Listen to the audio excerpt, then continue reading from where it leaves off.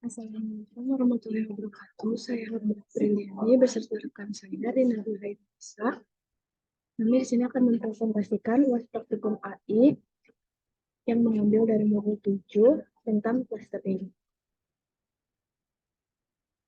Untuk penjelasannya akan dijelaskan dengan rekan saya terlebih dahulu. Jadi di sini yang pertama, saya akan menjelaskan mengenai program yang pertama. Yang pertama ini ada import modul yang diperlukan, yaitu modul min-max color dari scalar, preprocessing, dan juga modul pindas diimport agar dapat digunakan.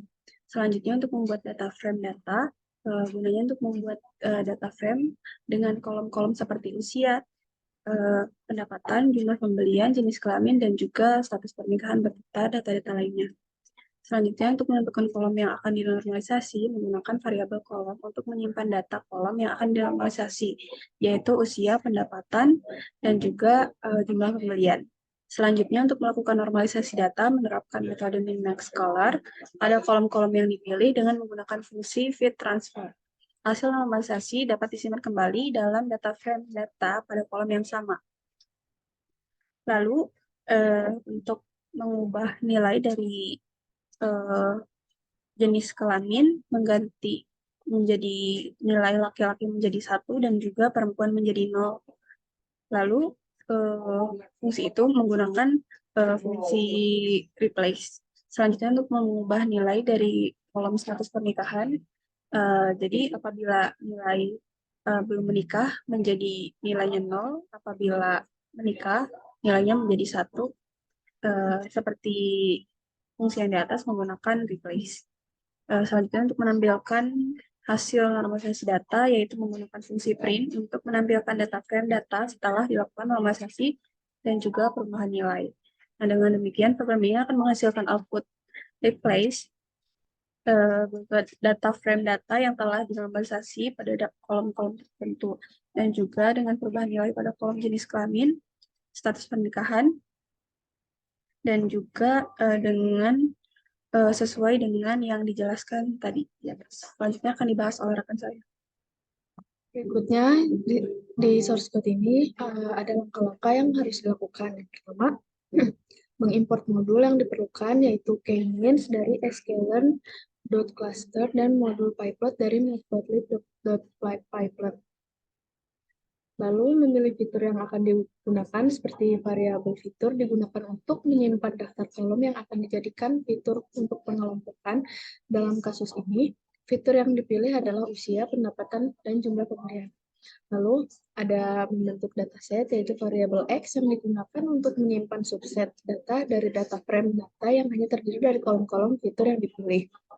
Kemudian melakukan analisis elbow, yaitu program menggunakan loop for untuk mengiterasi nilai K dari 1 hingga 9. Pada setiap iterasi, dilakukan pemodelan k-means dengan jumlah klaster yang berbeda menggunakan objek k-means. Pemodelan dilakukan dengan metode inisialisasi k-means dan nilai random constant yang tetap untuk memastikan hasil yang konsisten. Lalu ada menampilkan visualisasi elbow, yaitu program menggunakan fungsi plot dari modul pyplot untuk menggambarkan grafik elbow. Pada sumbu X ditampilkan nilai K dari 1 hingga 9. Pada sumbu Y ditampilkan nilai WCSS yang telah dihitung sebelumnya. Program juga menyertakan judul grafik, yaitu elbow method, dan label sumbu X, number of cluster, dan sumbu Y WCSS.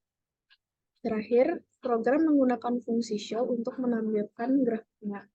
Kemudian akan dilanjutkan dengan rekan saya.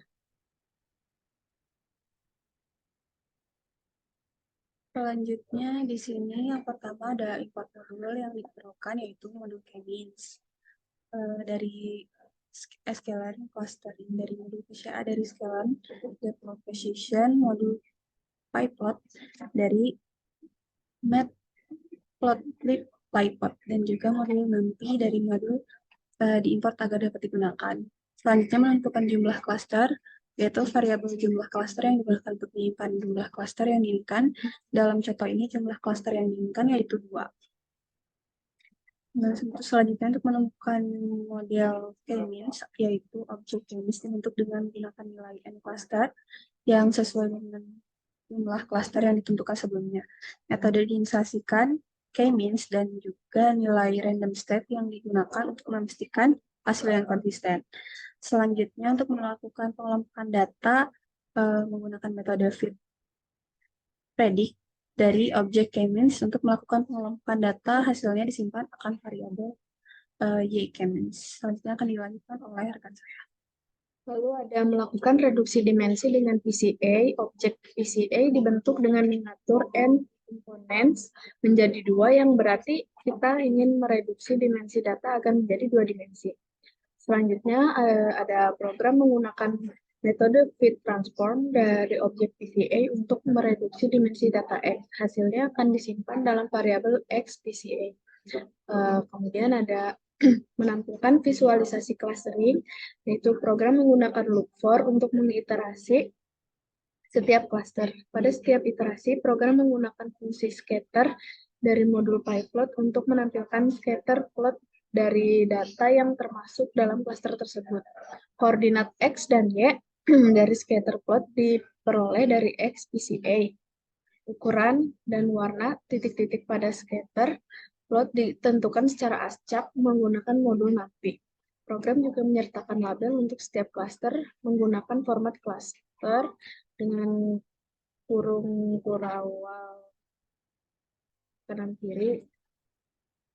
Terakhir, program menambahkan judul Customer Segmentation, label sumbu X, yaitu prinsipal komponen 1, lalu label sumbu Y dengan prinsipal komponen 2, legenda, dan menampilkan scatter plot menggunakan fungsi show dari modul pyplot. Sekian presentasi dari kami berdua. Mohon maaf bila masih banyak kesalahan. Wassalamualaikum warahmatullahi wabarakatuh.